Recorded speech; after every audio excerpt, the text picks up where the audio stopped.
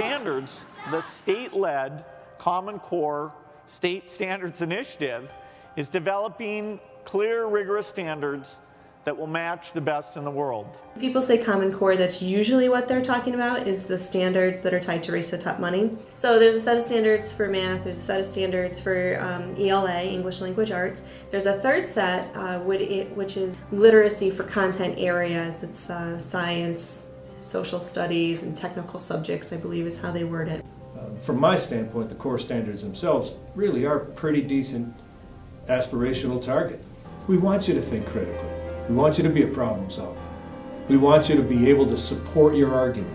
We want you to be a good writer. They are things that we would like our kids to reach.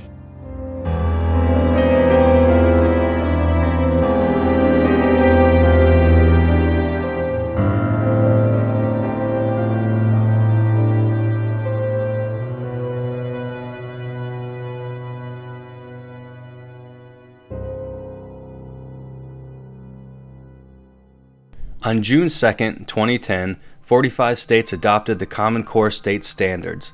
This was the latest in education reform going on since 1965, when President Johnson signed the Elementary and Secondary Education Act. What would set the stage for the Common Core started in 1994 with Bill Clinton's Goals 2000 Act. What this Goals 2000 bill does, believe it or not, for the first time in the entire history of the United States of America, is to set world-class education standards for what every child in every American school should know in order to win when he or she becomes an adult. President Bush's No Child Left Behind would follow in 2001. So the principle behind the No Child Left Behind Act is to set high standards, believe every child can learn, and measure to see if we're getting results. In 2007, the Bill and Melinda Gates and Eli Board Foundations pledged $60 million to develop uniform American education standards, and partnered with the National Governors Association, the Council of Chief State Officers, and Achieve Incorporated, which is a Washington-based group who has been lobbying for national standards since 1998. Together, they wrote a controversial document called Benchmark for Success that labels students as human capital. Achieve handed this controversial document, along with their own political agenda, to Secretary of Education Ernie Duncan. In 2009, Congress approved over $4 billion for education reform in the American Recovery Reinvestment Act. The same week R was announced, so was President Obama's addition to the national education reform Race to the Top. To take on business as usual in our education system. And that's how the Race to the Top competition was born last July. It's a national competition among states to improve our schools. Mr. Yamada's class has 18 students. If the class counts around by a number and ends with 90, what number did they count by? Does anyone on the board have an answer? 5. And may I ask, madam, how did you come up with that answer? 18 and 90. You know why? Because that's what makes sense, right? That's the way we were taught to do it. If they solve it in those 2 steps, they get it marked wrong. They are expected to draw 18 circles with 90 hash marks, solving this problem in exactly 108 steps. I, for one, do not see why kids aren't nailing total gimmies like this next question. Mike saw 17 blue cars and 25 green cars at the toy store. How many cars did he see? Write a number sentence with a gray box for the missing number. Explain how the number sentence shows the problem. And there's proof. There is hard proof that the Common Core is already opening our children's minds to new ways of thinking. Just look at this actual answer to that question given by a California second grader. 17 plus 25 equals 42. I got the answer by talking in my brain, and I agreed of the answer that my brain got.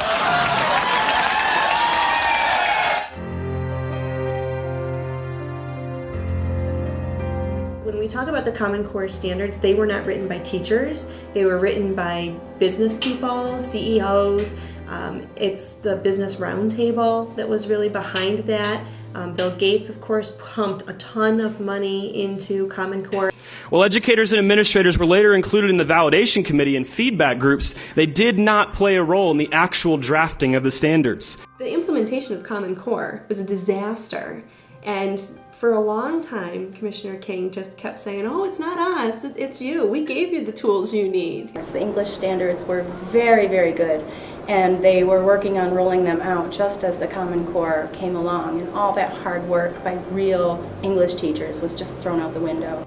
A confluence of a certain number of events that kind of came together all at the same time. The testing itself was one issue. The high-stakes tests have a lot of consequences. It can change the kids' placements in the next year. It's a one-time test that the students can't come out from under. We have had 3 through 8 testing for a while now because it came out of the No Child Left Behind. First year with the standards, let's test them.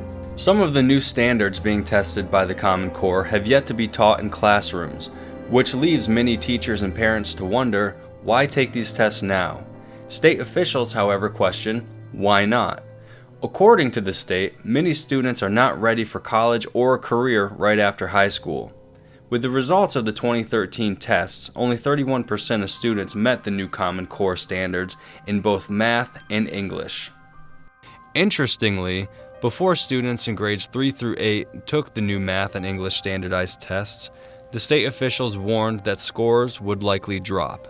You know, you had a situation where a lot of times teachers were teaching material as they were learning it. And that's not fair to the teacher, it's not fair to the student. If you're looking at one test score to determine whether a child is a success or a failure, or whether a teacher is doing a good job, I think it's a bad idea. The product is a, quote, rigorous preparation for career and college. Rigorous is a buzzword. These standards aren't rigorous, just different, designed for an industrial model of school. Leaving school, they come home, they're crying, all this talk about testing, data collection. The information collected from tests is not immediately given to the educators. The grades earned by students, along with their personal information, is collected and stored by nonprofit company In Bloom, thanks to funding from Bill Gates and Race to the Top grants. How this information is being stored and used has teachers and parents concerned. So In Bloom originally started as an idea as a data management warehouse so that schools could upload the data and then they would have access to that in order to pull reports for various students or based on teachers. We are a not-for-profit interoperability services company that serves school districts in K-12. We find ourselves in a time where we are obsessed with data. So that the data that's uploaded by school districts can then be sent off to this other company to be manipulated so that they can market products to sell back to the school district. It's completely inappropriate that this data is being collected in the first place. This is a system that reduces students to data points. You know, normal points of data, but they're asking about private family things that they have no business knowing. One of the categories is father's significant other. Or the one that worries me is when you start labeling very young students, pre-K, K students, and saying if they are aggressors or victims in a school incident. Everywhere where Common Core is being enacted, that teachers and parents are upset with the culture of schools and the way teachers are teaching. You know, you're talking millions and millions of dollars being able to manipulate public policy and the standards for education across the state. Common Core standards straight from the government being adopted in 45 states and confusing the heck out of parents. And critics say these tests are hurting, not helping students. The kids are anxious and uptight. It's stressful. So you can imagine the pressure that just keeps building and building and building as the tests keep coming and coming. A woman told me that her daughter said to her, will you still love me if I only score a 3 or if I only score a 2? That's a lot of pressure to put on a fourth grader to say something like that to them. State officials say that these tests are mandatory and that they cannot be opted out of.